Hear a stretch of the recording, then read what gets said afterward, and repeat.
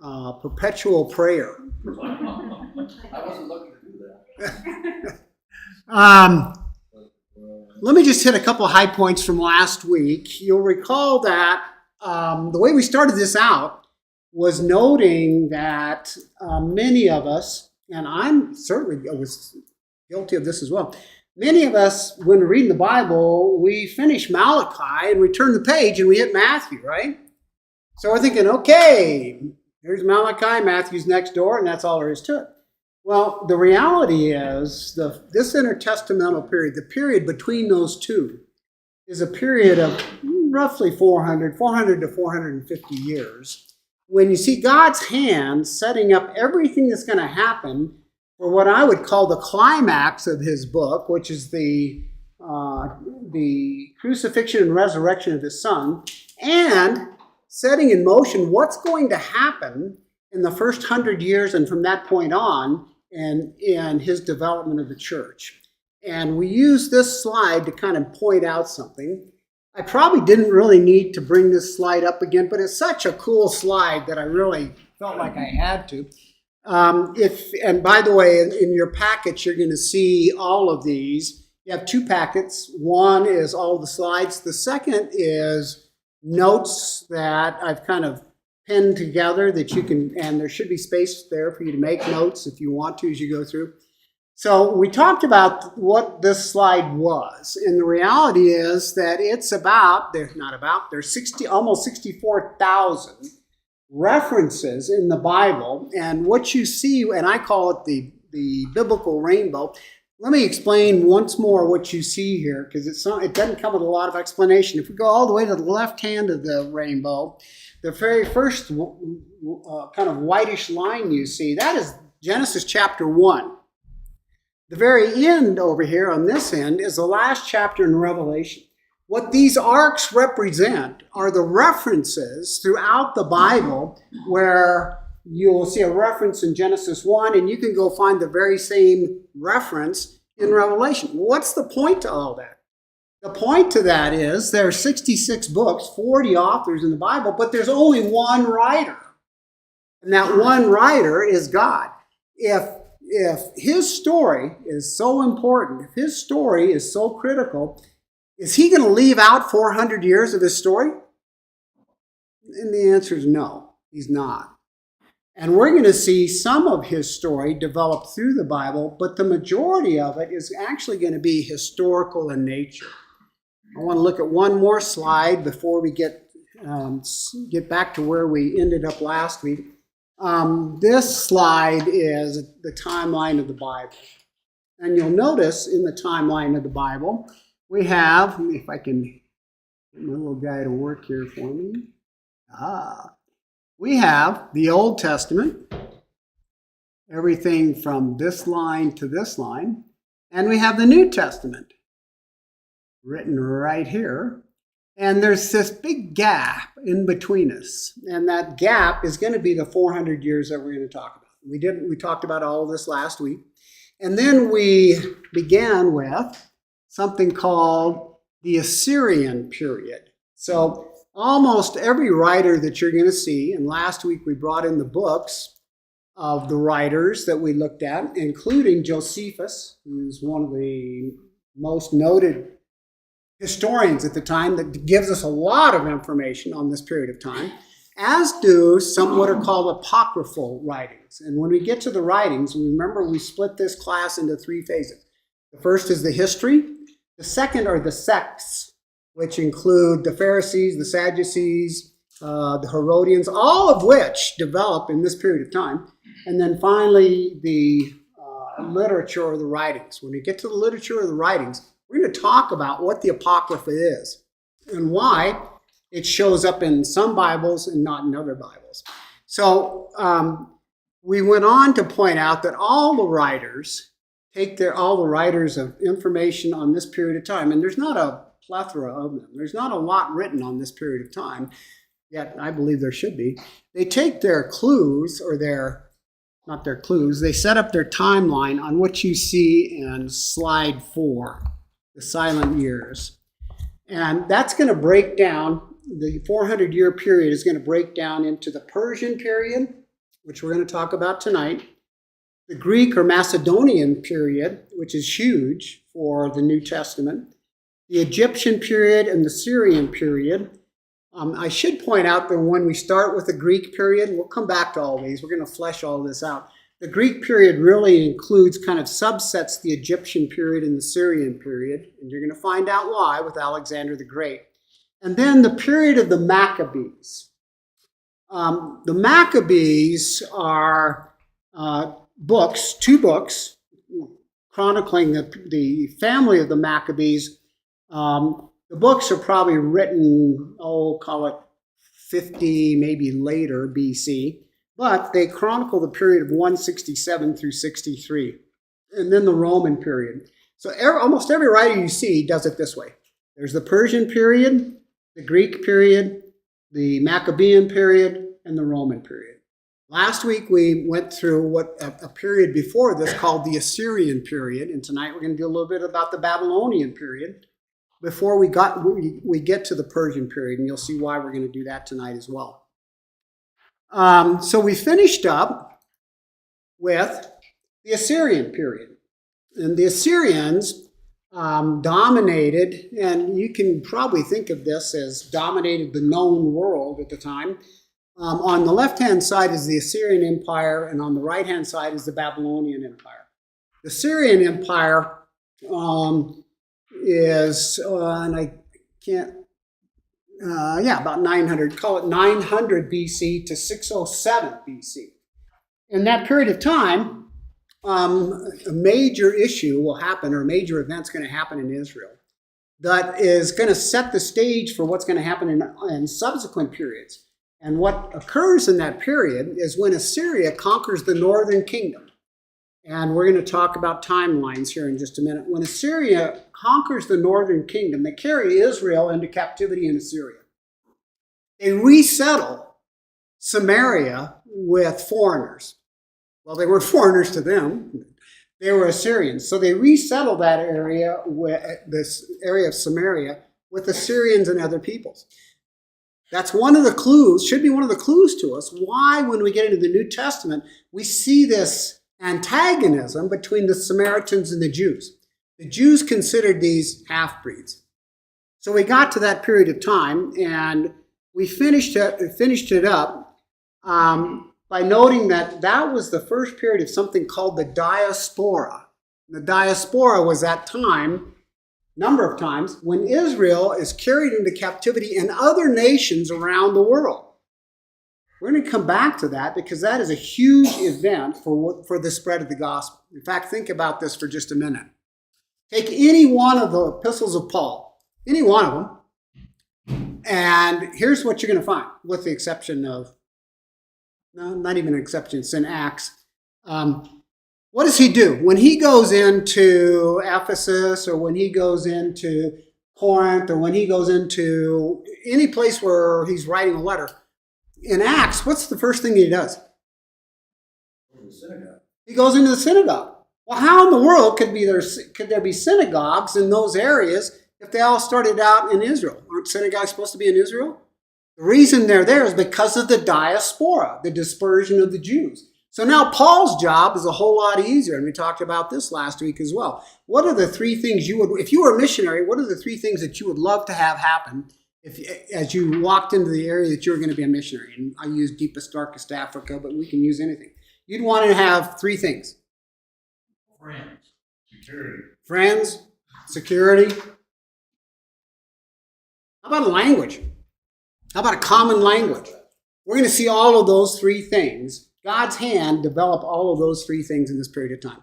So that's where we left off, and the reason we looked at the Assyrians was because theirs was the beginning. In 722, theirs was the beginning of the diaspora. That's the beginning of God setting the wheels in motion to have Judaism spread around the world, so that when the first century apostles go out to preach the gospel message, they can do a couple of things. They can go into places where there are already Jews who know half of the story, and they can say, you know about Abraham, Isaac, and Jacob, let me tell you the rest of the story. That's the first thing that can happen. The second thing that can happen is because of the Greek language is made universal by Alexander the Great, it doesn't make any difference what language that local group is speaking. They're also speaking Greek. So now we've got a common group, friends. We've got a common language, Greek. And when Rome conquers the world, they usher something into the world called the Pax Romana. That's a Latin word for peace of Rome. What that meant was there was peace throughout the empire, and they also built roads. So now we've got everything we need to spread the gospel. All of that is going to occur in this period of time. And that's why we kind of ended up with the Assyrians last week. I got one more thing we want to say about the Assyrians, and then I want to move into our first kind of follow-up, our first excursus. And then we're going to move to the Babylonian Empire. So Isaiah, the prophet Isaiah prophesies how the Assyrians would fall. He's going to prophesy their fall in 609. They're going to fall in 609. He prophesies this, call it 701, somewhere around that period of time. He prophesies it 100 years before it occurs. So now I need somebody. In your notes, you should see some highlighted, and it should be on page 4 in your notes. You'll see some highlighted areas. Does somebody want to read for me Isaiah 37, 21 through 22, and then jump down to 28 and 29.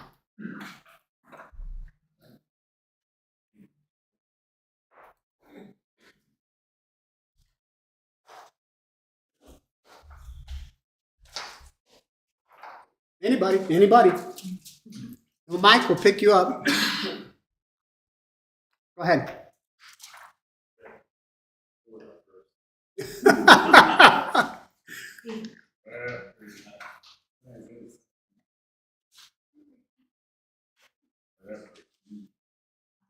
Then Isaiah, son of Amos, sent to Hezekiah, saying, Thus says Yahweh, God of Israel, because you have prayed to me against Sennacherib, king of Assyria, this is the word which Yahweh has spoken concerning him. The virgin, the daughter of Zion, has despised you, laughed you to scorn. The daughter of Jerusalem has shaken her head behind your back. Is that 37, 21, and 22? Yeah. Okay, go ahead and go down to 28 and 29. But I know your dwelling place, your going out and your coming in, and your rage against me. Because you rage against me, and your tumult will come up to my ears. Therefore I will put my hook in your nose, and my bridle in your lips, and I will turn you back by the way in which you came. Let's talk about the snap right there. Huh? Yep, Sennacherib. So look at your notes again, and you should see on the top of page 4, about the top third of page 4, you're going to see a reference to Isaiah 37, 21, and 22, and then 28 and 29. Does that show up on your notes? Yeah. Should be on page 4. Yeah. That's what we're going to be looking for when we start to read. Okay? Now, let me tell you what Dale just read. Sennacherib is the king of Assyria. And what he just read, Isaiah is saying to Sennacherib, he's saying, God is going to deal with you because of the way you have dealt with my people. And he says, here's what's going to happen to you. And as Dale read through it, you probably heard him use this expression, he's going to put a hook through your nose. Let me tell you what that's about. What God is saying is, I'm going to treat you exactly as you treated my people when you carried them into captivity. This actually is the relief of that image on the left-hand side. What this represents is how the Assyrians carried their conquered people into captivity. They put a hook through their nose, and sometimes through the lip, and then they'd tie a string from that hook to the hook and the guy behind you, to the hook and the guy behind you, to the hook and the guy behind you, to the hook and the guy behind you. I want you to picture 100,000 Jews being carried into captivity, all strung together with a hook through the lip or the nose, and held together with a piece of string. Well, a piece of rope. What happens if one of those guys fall? You kick him in the ass. Yeah, it won't be a pretty picture, will it? So Isaiah is saying to Sennacherib, the Assyrian general, the Assyrian king, here's how I'm going to carry you into captivity. I don't know if that's exactly the way it happened, but the reality is the Babylonians conquered the Assyrians in 607, and power shifts from Assyria to Babylonia. So now we not only have how Israel is carried into captivity, we have Isaiah 100 years before it occurs saying, you, Assyria, is going to be carried into captivity for what you did to my people. Now, let's talk about the Babylonians. Let me do my little excursus here. And you'll recall that excursus just means we're going to take a little trip. Move back to slide number 3. And I want you to, if I can get there, I want you to look all the way over in the left-hand corner here. And you should see a date of 1445. Last week, David asked a good question about how do we come up with the dates that we have in the Bible? Because we were talking about the Assyrians invading and conquering Israel in 722, and then we're talking about the Babylonians in 586. So where do those dates come from? So here's our first little excursus, because it's probably something you should know in the future, should anybody ask you this. The date 1446 comes from, and I think last week I said 2 Kings. It's not. It's 1 Kings chapter 6, verse 1. Let me read it to you, and then I'll explain why it's important.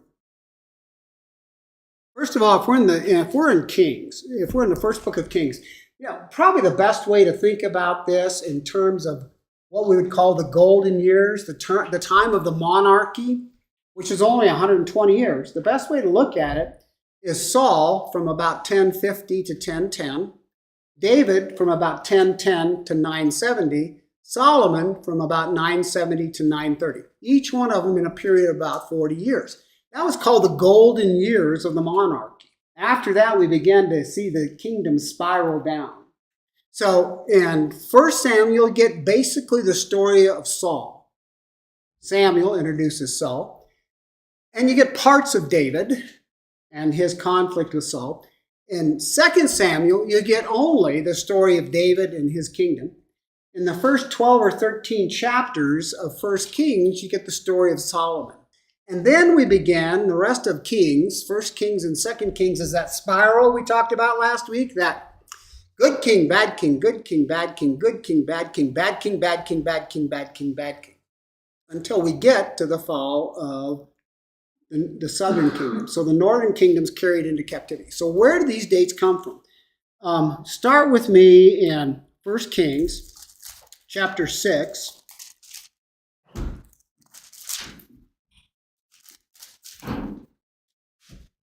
In the 480th year, after the Israelites had come out of Egypt, in the 4th year of Solomon's reign over Israel, in the month of Ziv, the 2nd month, he began to build the temple of the Lord. Let me point something out. Note the specificity. Boy, say that fast. Specificity. Notice how specific this is? This isn't, it's not in the 50s sometime. This is very specific. The dates from the time of Saul on can be historically corroborated by extra biblical writings. In other words, if we were to go find the annals of the Assyrians or the annals of the Babylonians, and there are some, they will correspond with these periods of time. Prior to that, prior to the time of Saul in 1050, most of those dates are calculated from this period of 480th year after the Israelites had come out. So let's do a little math here. Solomon's reign begins in 970. 4 years later, when he begins building the temple, And that's a marker, is building Solomon's temple, is 966. 966 plus 480 is 1446. I probably think I just did that in my head, but I had it written down. So 1446. That's the period that is typically, and it's called the Orthodox position. Orthodox, and I used that term last week, Orthodox comes from the Greek word, it's a Greek compound word, ortho, meaning right or correct, and doxa, meaning thought or opinion.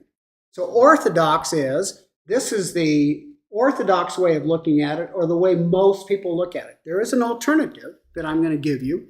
But the point is this. The periods of time that we're talking about are all calculated backwards from the time of Solomon to fill in how things happened in the Exodus, the period of the Judges, the period of the conquest, going all the way back. Is everybody following me? And everybody said? Uh-huh. So that's how, and David's question was, how do we get to those dates? That's how we get to those dates. I do have to tell you that there is an alternative. And my job is not necessarily to say, here's the one you should believe in, although I will tell you, kidding. My job isn't to tell you which one to believe in. My job is to give you the two plausible times and then to give you the background behind it. There is another alternative date that's proposed, and that's 1225. For the Exodus. So now we have 2 days, 1446, 1225, about 1225. Why would there be 2 dates? It all comes from one verse of the Bible. The conflict comes from one verse of the Bible. The Orthodox position was held until the 20th century. And then they began looking at a couple of things that didn't make sense. So the other position is this. In Exodus 1:11, here, let me just read to you what it says. Therefore, they, the Egyptians, set taskmasters over them, the Israelites, to oppress them with forced labor. They built supply cities, Pithom and Ramses, for the Pharaoh. The problem with that is, Ramses isn't built. Ramses doesn't come to power until 1729. So the city of Ramses could not have been built by 1446. Mackenzie, would you like to get... Welcome. Thank you. Nobody in the world noticed you came in late. I mean, you're only 6'5", 6... That's because we're paying attention to you, Tom. Yeah, they're also focused. Yeah, right. Well, welcome. Thank you. So the building could not have happened until sometime after 1279. There's been a lot of research done on it since then, and almost all the archaeological evidence points to the earlier date, the 1446 date. Here's the reality. I want you to notice something. We're not talking about if the Exodus occurred. We're talking about when the Exodus occurred. And that's important because there is a third position, and this one I will tell you, this one I will suggest to you is wrong, and that is that the Exodus never happened. So we're going to use the Orthodox position of how this came about, and our time periods are all going to be related to 1 Kings chapter 6, verse 1, in the 480th year after Israel came out. Now we can get back to, that's our first excursus. Is everybody clear on that and why we needed to kind of establish dates? David asked a great question because that's something that's often brought up is how do we know these dates occurred when they occurred? One of the things, these things occurred in the dates they say they occurred. One of the things that helps us a lot is from the period, about the period of Saul, 1050, we find a huge amount of extra biblical corroborating evidence that does the same thing. In other words, it's going to say, in the annals of Sennacherib, this occurred and this occurred and this occurred. and they correspond with biblical accounts. Now let's go to the Babylonians and the rise of the Babylonians. Questions anywhere? Let's get back to this chart. You can tell that there's a huge land grab between the two of them. Obviously, there's not. What occurs is Babylon conquers the Assyrians in about 609. So Babylon comes to power. The Babylonians come to power. And remember when we talked about what happened with the northern kingdom, Israel? Is everybody clear on the northern kingdom and the southern kingdom? Everybody clear on that? The southern kingdom is Judah, right? Correct. The northern kingdom is? Israel. Good job. Well, what happens, you know how we were talking about Solomon and his period of time? Solomon is 970 to 930. After Solomon's reign, and God said to him, I'm going to take the kingdom out of your hands because of the way you've acted. What did he do? He did everything that Moses said don't do as a king. If you go back into Deuteronomy, you're going to find that Moses says you're going to ask for a king, and the king's going to want to have a bunch of horses. He's going to want to have a bunch of money. He's going to want to have a bunch of wives. Guess what Solomon does? All of those things. And it wasn't the issue of having those things. It was the issue of, especially with the wives, being led astray from God Yahweh, to the point that Solomon would build altars for all of his wives. So God says, I'm going to strip this kingdom away from you, and I'm going to break the kingdom into two. That occurs in 930, 929, somewhere around there. And the nation of Israel is split into the northern kingdom and the southern kingdom. As Sarah pointed out, the southern kingdom is called Judah. The northern kingdom is going to be called Israel. Israel is carried into captivity in 722. Judah is going to follow suit, and it's going to start in 605. And here's what's going to happen. Judah's going to do exactly the same thing. And we're going to see how they get to that point. It's going to happen. It's going to occur in three waves. We tend to think of the fall of Jerusalem as being the big deal. It was the big deal, but it's actually the last piece of the puzzle. In 605, the Babylonians come into the southern kingdom, into Judah, and they began to do the same thing the Assyrians did. They began to conquer the northern half of the kingdom and take those Israelites into captivity. One of the first people to go on the first wave was the prophet Daniel. You said northern kingdom or southern? Judah. I'm sorry. Yeah, yes, sorry, southern kingdom. Now, one of the things, a lot of you have been in my classes before, so you already know this. Those of you who haven't, I want you to know what I mean, not what I say. Because sometimes I will have a slip of the tongue, and I'm usually corrected. You have Deb in your corner. Yeah. I should point out, she's not filling the role of Vanna tonight like she did last week, but she did make her world-famous oatmeal. You cringe every time I say that. They're famous in my world. They're delicious. Oatmeal raisin cookies. So if you want one, feel free. Now, after the commercial, let's get back here. So in the southern kingdom, the prophet Daniel is one of the first who's carried into captivity in 605. Daniel is probably, let's put him somewhere between 14 and 17 years old when this occurs. In 598, Nebuchadnezzar comes back into the land and he conquers another part of it. And now we're down to, once he finishes this, the only thing we're really finished, the only thing we really have left is Jerusalem. So in 598, he comes back, and in the second wave, Ezekiel gets carried into captivity. Two of our main prophets, both of which we're going to talk about tonight. The third piece of the puzzle is in 586, and that's the fall of Jerusalem. So Judah is going to follow Israel's apostasy almost exactly the same format as Israel did 150 years later. Now, let me give you an idea of what Judah looked like by this time. Does somebody want to read 2 Kings 21, 1 through 6?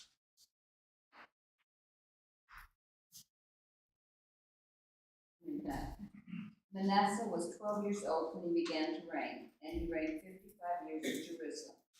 His mother's name was Hepzibah, and he did what was evil in the sight of the Lord, according to the despicable practices of the nations whom the Lord drove out before the people of Israel. For he rebuilt the high places that Hezekiah his father had destroyed, and he erected altars for Baal and made an Asherah, as Ahab king of Israel had done, and worshipped all the host of heaven and served them.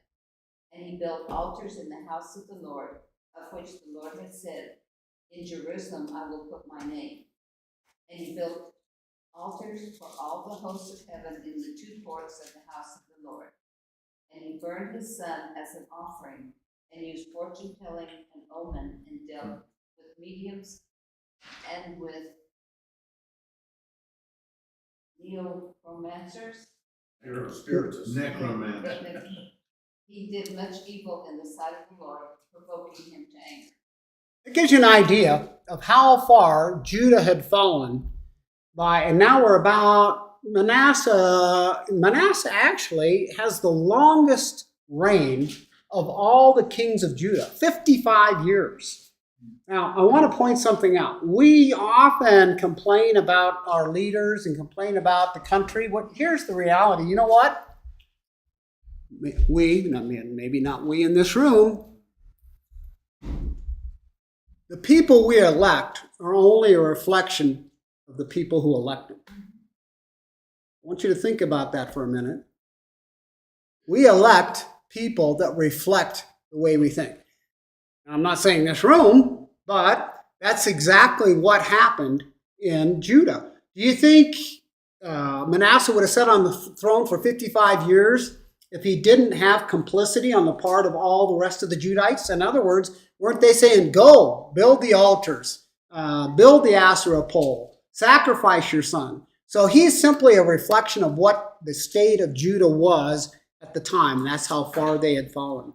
He reigns from 697 to about 642. Now, we get to the fall of the kingdom in 2 Kings 25. Somebody want to read 2 Kings 25, 8 through 12? In this month, on the 17th day of the month, that was the 19th year of King Nebuchadnezzar, king of Babylon. Nebuchadnezzar, the captain of the bodyguard, a servant of the king of Babylon, and he burned the house of the Lord and the king's house, and all the houses of Jerusalem. Every great house he burned down. All the army of the Chaldeans who were with the captain of the guard broke down the walls around Jerusalem. And the rest of the people who were left in the city, and deserters who had deserted to the king of Babylon, together with the rest of the multitude, Nebuchadnezzar, how do you say that? Nebuchadnezzar, the captain of the guard, carried into exile, but the captain of the guard led some of the force. Mackenzie, I'm going to give you the freedom when you're reading names to substitute anything you want.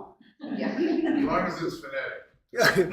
Yeah, so if you want to, you get to Nebuchadnezzar or Nebuchadnezzar or Shalmaneser, just say Joe or whatever you want. Everybody's going to know what it is you're talking about.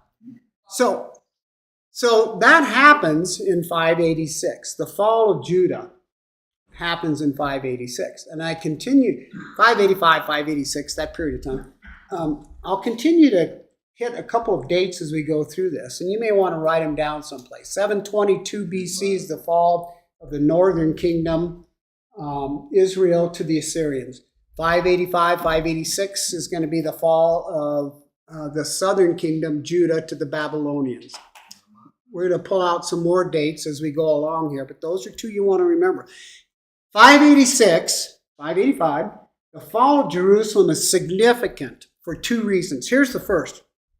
Jerusalem or Judah? Well, the whole thing. Well, this time it's going to be Jerusalem. Judah has been kind of eaten away over the other two periods. So by the time we get to the fall of Jerusalem, we are really in the confines of Jerusalem. Jerusalem is ringed by the walls. And when we see the fall of Jerusalem, that's the last piece of the puzzle. The rest of Judah has already been carried into captivity. So, and the two reasons are this. First of all, this is the end of something called the First Temple period. You'll see often in discussions of the First Temple and the Second Temple. The Second Temple is going to be Herod's temple. The First Temple is Solomon's temple. This is the end of the First Temple period. Israel, and I want to come back to our next excursus here in just a minute with Charles, Israel ceases to exist, except for a period of about 100 years, which we're going to study when we talk about the Maccabees. That's going to be from a period of 167 to about 63. Israel ceases to exist as a nation at that point. It will not be a nation again until 1947, 1948, and I'll explain that in a minute because Charles and I had a discussion about it last week, when something called partition occurs.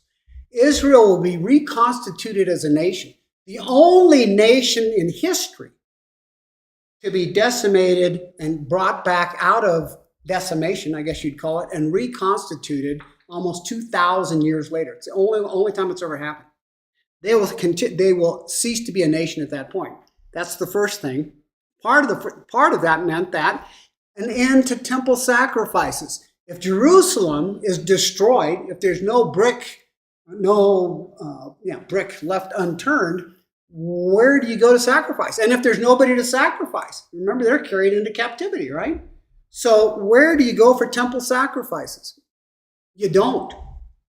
Judaism moves at that point from a sacrificial religion to more of one of study of Scripture. And the sacrifices are going to resume for a time after the exile up to the time of Christ until 70 AD when the temple is destroyed again. But the focus now is going to move to Torah and the study of the law because there's no place to sacrifice and there's nobody to do it.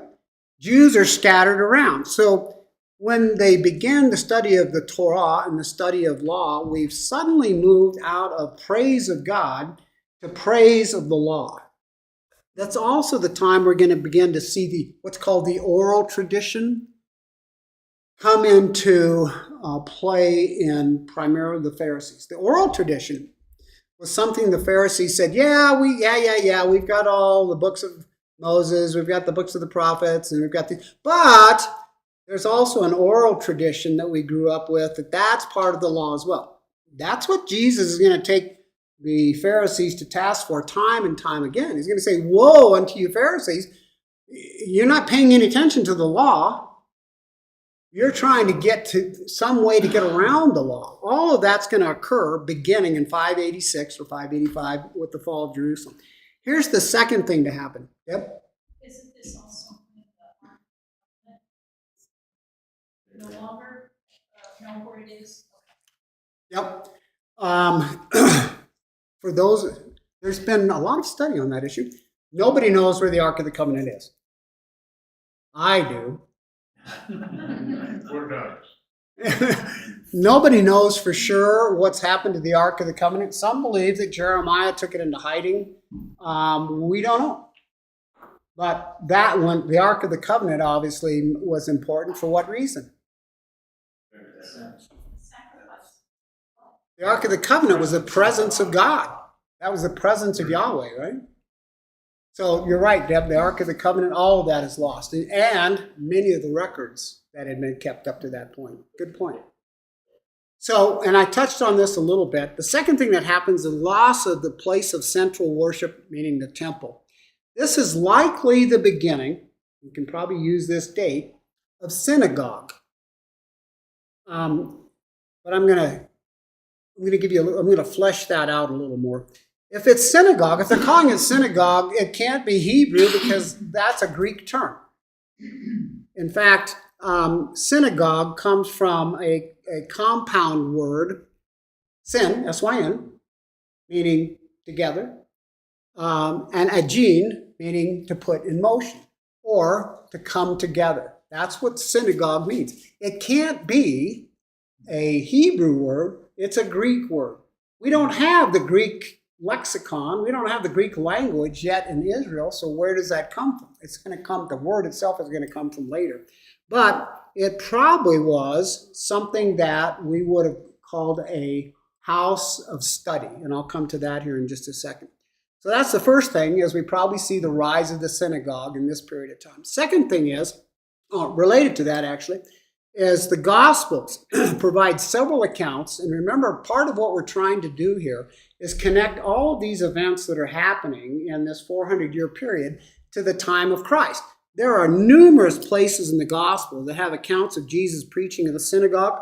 In fact, in the Gospel of Luke, did I give that to anybody? Let's see. Then I'll just look it up and read it myself. Because Mackenzie, it doesn't have any hard names. So I tend to save those for myself. In the Gospel of Luke, I want you to listen to something. Turn to Luke with me, chapter 4, verses 16 to 21.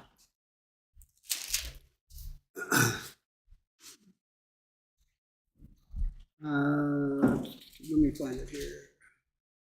Okay, so Jesus has gone into Galilee, and from Galilee he goes to his hometown. So we're going to pick up in Nazareth. He went to Nazareth, where he had been brought up, and on the Sabbath day he went into the synagogue, as was his custom, and he stood up to read. The scroll of the prophet Isaiah was handed to him. Unrolling it, he found the place where it was written, "The Spirit of the Lord is on me, because he has anointed me to preach the good news to the poor. He has sent me to proclaim freedom for the prisoners and recovery for the sight of the blind, to release the oppressed, to proclaim the year of the Lord's favor." Then he rolled up the scroll, gave it back to the attendant, and sat down. The eyes of everyone in the synagogue were fastened on him. And he began by saying to them, "Today, this scripture is fulfilled in your hearing." I want you to think about that, because Jesus just read from the scroll of Isaiah. He read chapter 61, which Judaism had always said, this is messianic, this is prophesying the coming of the Messiah. This guy we saw grow up in the streets of Nazareth just said he's the Messiah. That's the first time we see synagogue in the Gospels. And what does he use it for? The initiation of his ministry. So, as I said, it's not called a synagogue until the time of the Maccabees. The term that would have been used in Hebrew would have been Bet Knesset. Bet Knesset means house of assembly. That's would have been the term that would have been used up until the time, call it 167 or so, up until the time of the Maccabees, when it's actually formally called the synagogue. By the way, you might find this interesting. Does anybody know the name of Israel's legislature? Knesset. Means house of meeting. All of that, the fall of Babylon, the fall of Israel, and then ultimately the fall of Babylon is going to be prophesied by Daniel. Ultimately, Babylon's going to fall in 539 and be succeeded by 3 other kingdoms. I want to come back to that, but before I do that, I have to do our second excursus. Let's see here. Mr. Maxey, you get to be the timekeeper tonight. At 10 after, I want you to just yell out, okay? Just yell out. Yeah, I want you to yell out, "Shut up!" Can you just do that?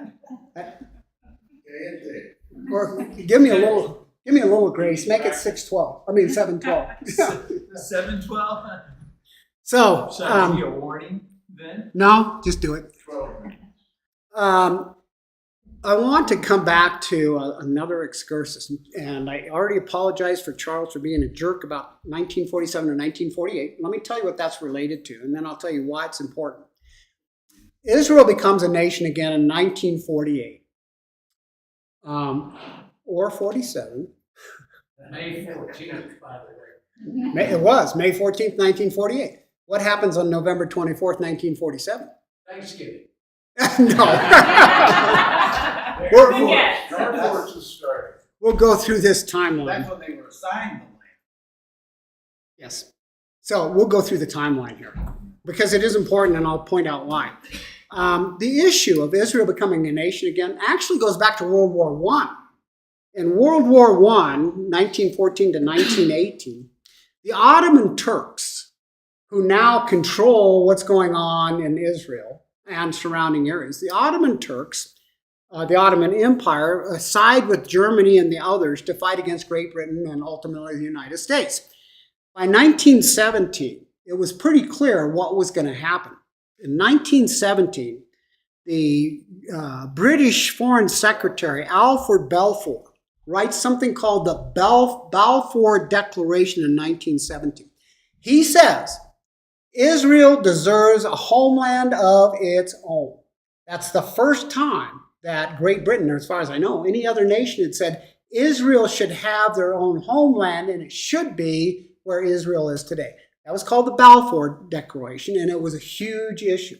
Now, in 1922, after the war, the Ottoman Turks are dispersed, their country's taken over, and the British government starts something called the British Mandate.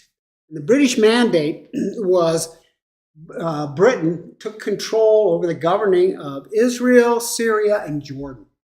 It's going to stay that way, and there's going to be an impasse from 1922 until the next big crisis, which is going to be World War II. When the British Mandate occurs, there are only about 84,000 Jews in all of Israel. They account for about 11% of the people. Today, there are 7.8 million, and they account for 79% of the people in Israel. But back during the time of the British Mandate in 1922, they're a pretty small, insignificant group. We have this stalemate over the next 20 years, which brings us to World War II.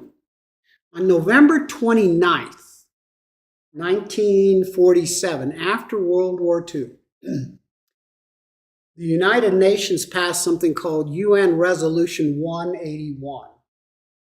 That was the partition of Israel. And by partition, that's exactly what they did. They divided the land of Israel into three areas. The West Bank, the Gaza Strip, occupied by Palestinians, and then Israel, the nation of Israel, which was the remainder of it. And I've got a map here someplace. We'll have to look at it someday. That happened in 1947, and the UN said, here's what it should be. There was one sector that was left by itself, and that was Jerusalem. And they said Jerusalem will be governed by an authority. So immediately, Israel says, we're in. This is November of 1947. And the partition, the state, that's why it's called partition, did not take place because Israel said, we're in. The Palestinians said, nah, we're not doing that. By the way, if anybody ever tells you that Palestine belongs in their country, Palestine never had a country. There was never a nation of Palestine. There is to this day not a nation of Palestine.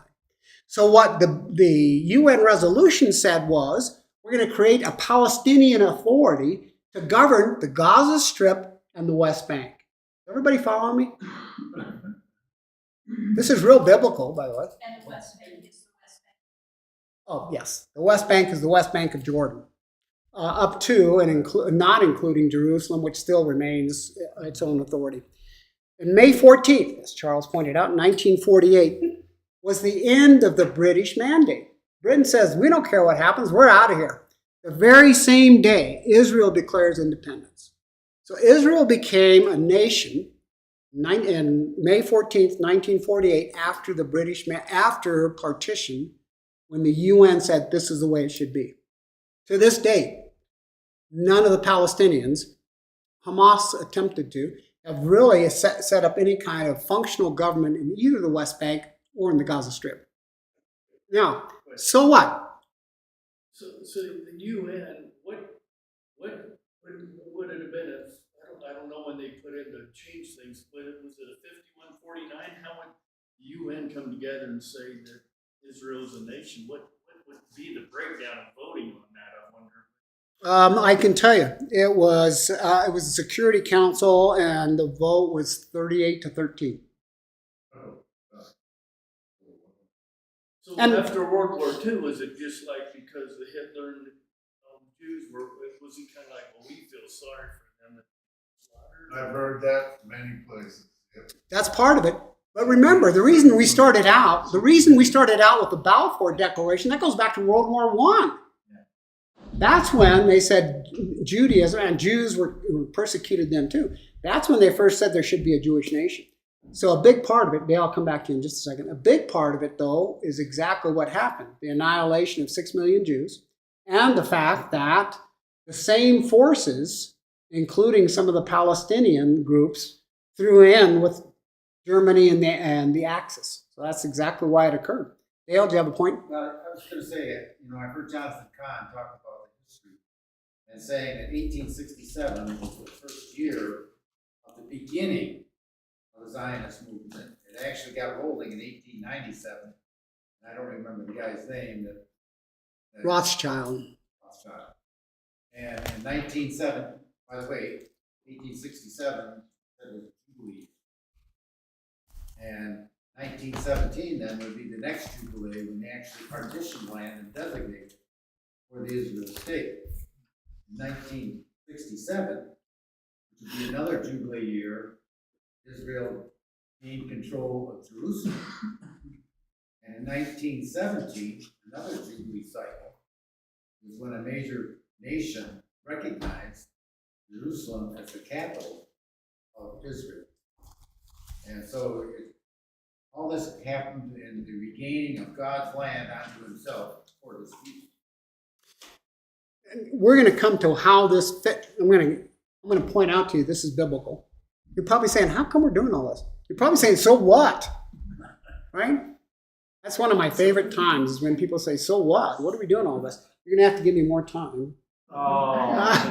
He had a big breath already. So You what? got 7 minutes, man. It's counting down. Here's the so what. I want you to turn to Ezekiel chapter 37.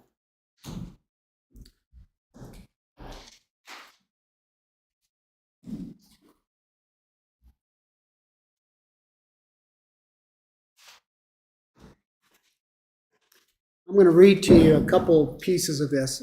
Ezekiel 37, verses 1 through 3. The hand of the Lord was upon me, and he brought me out by the Spirit of the Lord and set me in the middle of the valley.